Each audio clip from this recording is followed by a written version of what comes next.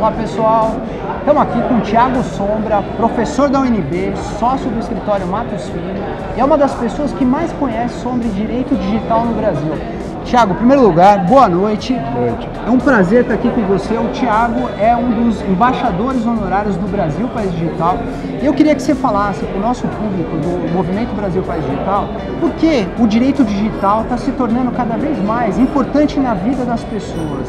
Bom, Andrei, falar em dados, proteção de dados, nada mais é do que ter uma percepção de que o comércio global requer transferências internacionais a todo momento. Então, de nada adianta você comprar um produto na China, na Europa, nos Estados Unidos e não perceber que junto com essa operação você também terá transferência de dados. Então, o cidadão comum precisa entender que um mundo globalizado, integrado, é também um mundo que requer o livre fluxo de dados entre os países e que a inovação tecnológica, ela pressupõe um ambiente regulatório que fomente e propicie a inovação tecnológica e não o contrário. Então, os arcabouços, e aí eu diria que os gargalos normativos ou eventuais gargalos na regulação, eles devem sempre estar atentos a um processo de fomento à inovação tecnológica. Proteção de direitos, mas sobretudo uma combinação com aquilo que deveria ser a inovação, a tecnologia, enfim, ao fomento da economia como um todo. Não há em nenhum lugar do mundo um país que proteja direitos por proteger. A ideia é sempre que a proteção de direitos ela vem associada a uma percepção de que o comércio internacional precisa ser um comércio forte e o incentivo à inovação tem que ser a bandeira-chefe de um país como o Brasil, no atual contexto em que nós nos inserimos. Você tocou num tema muito importante, proteção de direitos. De um lado a gente tem inovação de empresas e governos procurando melhorar produtos e processos, de outro lado tem o cidadão. O que seriam esses direitos e quais seriam essas soluções, assim, a grosso modo?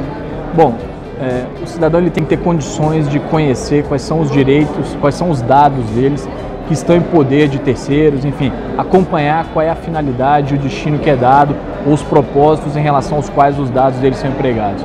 Só que isso só faz sentido dentro de um ambiente no qual essa livre circulação ela aconteça associada a algum tipo de fomento à inovação.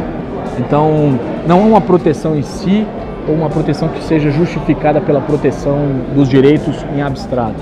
A ideia é que exista um contraponto, um balanço entre o fomento à inovação, o comércio eletrônico e proteção de direitos, como, por exemplo, a possibilidade de que o sujeito tenha os seus dados atualizados, que ele possa migrar os seus dados de um serviço, de um provedor de serviço para o outro, de que ele tenha a possibilidade de que, em algumas circunstâncias, os seus dados sejam transferidos para locais que assegurem a proteção adequada dos seus direitos, enfim, ambientes que tenham uma combinação de fomento à inovação com proteção de um patamar mínimo de direitos.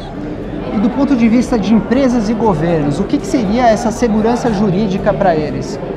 Do ponto de vista regulatório, acho que governos e empresas precisam de um cenário de um mínimo de estabilidade e uniformidade normativa. Nenhuma empresa vai ter condição de investir no Brasil ou ter relações comerciais com o Brasil sem que conheça efetivamente um cenário de macro-regulação muito claro e de fomento tanto à inovação como à proteção de direitos. O Brasil é um dos poucos países no mundo que não tem ainda um patamar regulatório mínimo. Ele hoje é totalmente fragmentado, setorial. Isso cria uma insegurança muito grande para que empresas venham fazer investimentos no Brasil e mesmo para que os usuários tenham seus direitos protegidos. Ótimo. Estou aqui com o Thiago Sombra, embaixador honorário do Movimento Brasil País Digital. Thiago, obrigado. Muito obrigado, valeu, cara. Tchau, tchau.